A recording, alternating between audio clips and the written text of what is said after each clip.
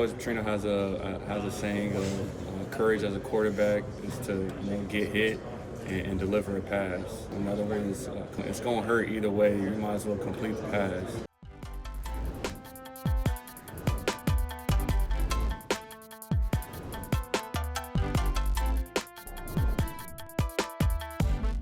What's one thing that you're really looking to prove this week, or maybe an undervalued part of your game that you want to put on display?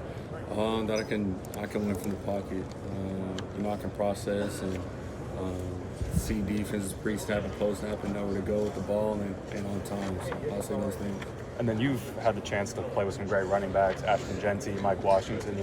Can you speak to those players and maybe how that helps you with your running ability? Yeah, it definitely makes my job easier. I call it pick your poison. If they try to stop me, then I have great backs to make them pay. And if they pick the running back, I'm gonna make them wrong. So definitely blessed to have some great group of guys around me. And I got to shout the O-line too, making really big holes for not just myself but the running backs as well. Thank you so much. You were out having fun playing catch with fans from the stands yesterday. Just talk about your experience so far this week and what does it mean to you so far? Oh, gotta have fun. It's a blessing to be here. Not a lot of people get this opportunity. I was just in the stands watching. I remember, Kyler Murray. I'm from Dallas. So I remember him in high school, and I was, just them at a couple years ago. Not a couple years ago. But, I remember those days. So. How would you say your game's grown in the last 3 years since transferring from Boise State, like year to year? I'll say my IQ. I would say just being a student of the game. Coach Petrino has done a great job of teaching me and teaching me defenses and of course the offense, but it's just the whys to concepts and why we run certain plays. So. Yeah, you talked about standing in the pocket. That's one thing that stands out in your film. When did that become more like of an emphasis to you, standing in the pocket, taking hits and stuff like that? I would say Coach Petrino has a saying of courage as a quarterback is to get hit and deliver a pass. In other words, Coach Bush, he said it's going to hurt either way. You might as well complete the pass. So I would say those two. Yeah, and then you talked about the running backs you got to play with. You've also gotten to play with a lot of awesome receivers. Who's had the biggest impact on you, and who stands out in terms of over the years? I mean, as a young buck, I would say Khalil Shakir. Watching him when I was a freshman, making one-hand catches in practice in the game, I was like, oh my gosh. I would say just growing up, you had Eric McAllister, you had Omega Blake, you had Andrew Armstrong. I had a great group of guys around me that, I just can put it up and they can do the rest and make some incredible catches. Yeah, you with the size 6'6", obviously. How do you feel like your size has always helped you control accuracy-wise, from the pocket especially? I mean, it helps that you can see everything. Really, sometimes it's like throwing down. If I can have a high release point, it feels like I can really just see everything and just be confident in that, and trusting where my eyes are and getting my eyes at the right spot at the right time. I think you played basketball before. How does that help you as a football player? And when did you know you're a different type of athlete? You could do it all. I would say at an early age. My sister, she was a McDonald's All-American, so we were going at it on the black top since I was a young buck. And I'm a sore loser, so anytime she won, I was like, nah, run it back, for me to win. So, yeah. What would you say your mission is this week? What tone are you trying to set going through this condensed process and being able to showcase some of your skill sets? Of course, it's to prove that I'm the best player in this draft. If that's not everybody's, then why are you doing it? But at the same time, commanding an offense, commanding the huddle, and just go about as a pro, and just being the most prepared person on the field and to perform. The opportunities that I get.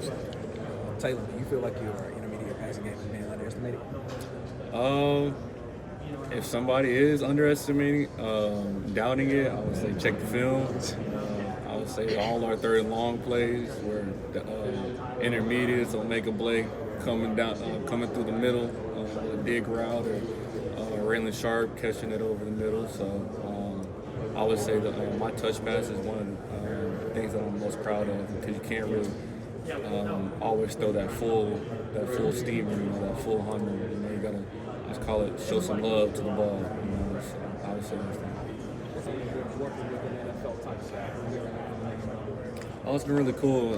They've been doing a great job of getting us prepared, not just for practice, but for the next level. And the NFL is a different type of game, and so everybody's bigger, faster, stronger, and the hashes are condensed more, so it's a different type of game. But at the same time, I'm grateful to have great coaches that's been in the league in college that prepared me for this moment also. So I'm definitely blessed and grateful to have this opportunity.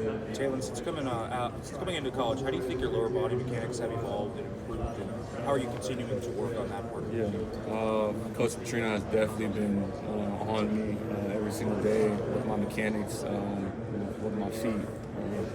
He'll watch every single rep, whether it's Indy or, of course, if it's team periods. Or obviously, that's the biggest thing. If you're just like a house, if your foundation's wrong, then the house is going to tip over, and that ain't good for nobody. It ain't good for the Bills either. Taylen, what's one thing that you really want the scouts and the head coaches to look at you on your film, not just on your film, but obviously in the practices as well?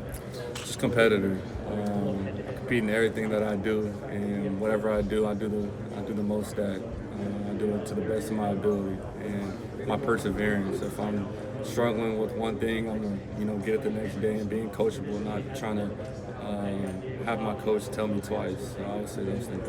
Taylen, what's a moment in your career you look back at and as where you improved as a processor, as far as your decision making, how you see the defense and coordinate that with what you guys are doing as an attack?